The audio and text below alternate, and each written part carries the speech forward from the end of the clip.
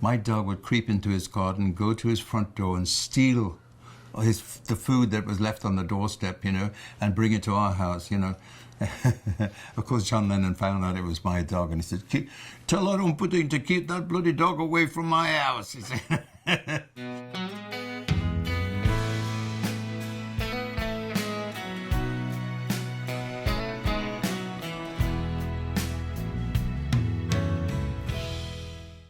Oh, now this question about it really goes back to the time when I can say what's in a name and what's in a hit record.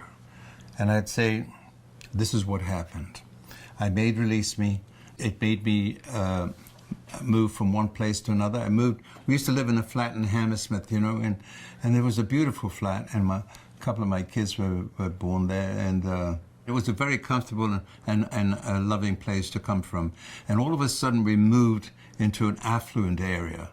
You know, we went into a place called in St. George's Hills, which of course, you know, all the so to speak, elites stay over there, you know. And we moved to this area, and little did we know at that particular time that in that area, which was like in about a mile or something, we lived on a golf course, and lived the Beatles, all the Beatles, Tom Jones, Gordon Mills, my manager, and myself. I lived on the fourth hole.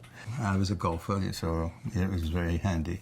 So we all moved into this particular area, and we didn't know that, you know, the Beatles were there. It was just an incredible place to be associated with, you know, with the almighty Beatles. So we had this wonderful home there where my children loved, and we had a nice spacious garden, a swimming pool, and there was a cottage on the entrance of one of the driveways, and in that cottage lived a gardener, our gardener, who was named Mr. Speed.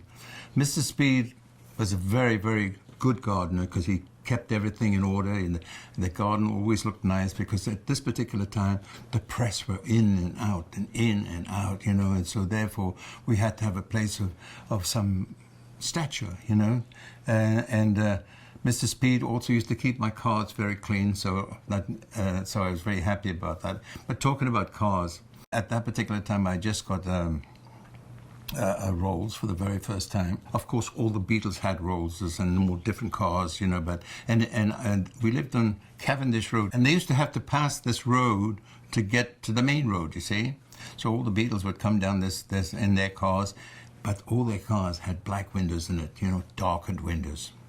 And I thought, God, I'm going to have to do that, you know. I'm going to steal that idea, because you couldn't see who was inside the car. So I stole the idea, and if you're going to steal from the best. So I stole that idea, and I had my cars, I had dark windows in my car. I felt pretty damn good after that, you know. Now, in this beautiful house where my children were growing up, we had a dog named Cheb. Cheb was a wonderful, wonderful animal, and we loved him. It was our very first dog, and we got him from Yarmouth. You know, it was and I'll tell you that story maybe another time. But Cheb was a lovely animal, but a little bit of a thief, you know. He used to leave the premises and go down the road, and for about 150 yards, I think it was, and on the right-hand side, John Lennon used to live over there, you see. My dog would creep into his garden, go to his front door and steal the food that was left on the doorstep, you know, and bring it to our house, you know. Of course, John Lennon found out it was my dog, and he said, "Tell our Humperdinck to keep that bloody dog away from my house," he said. He never stayed away, but he always did. Chebby always went back and stole something and brought it from his house. I guess he got used to the idea, and he had the groceries put somewhere else. But in the meantime, you know, Cheb did steal it from one of the greatest performers and writers and singers the world has ever known. And oh, by the way, if I didn't mention this before, another big celebrity lives in that area, and it was Cliff Richard. Cliff Richard, I think, has had more number ones than you can shake a leg at. You know, he's one of the biggest record sellers that Great Britain has ever known, and he's now a knight, you know, which is well deserved.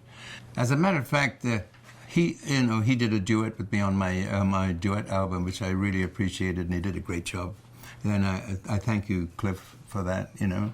And I'll come back to the swimming pool in a minute.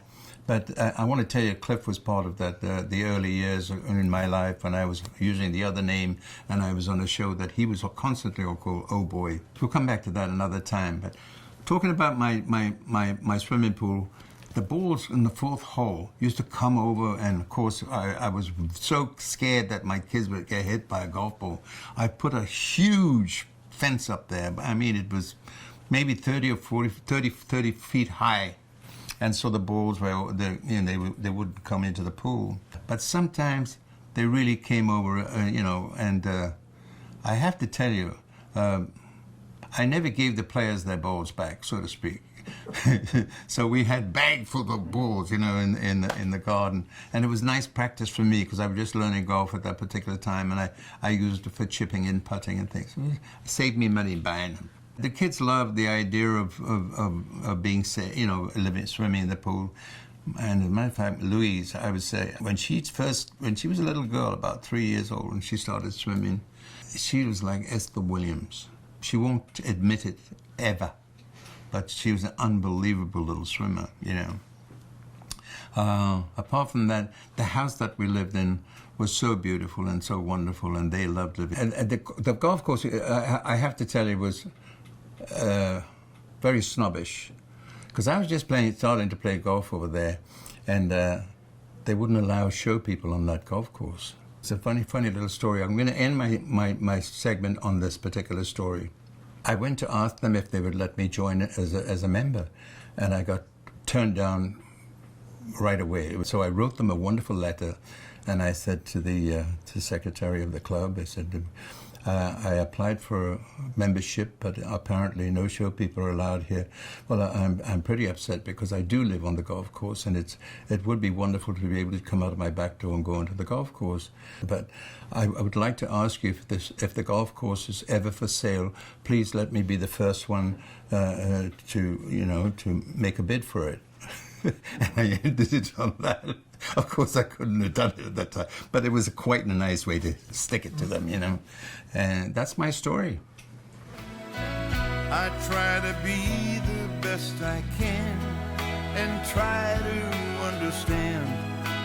Angel on my shoulder, the earth beneath my feet. I'm a lucky, lucky man.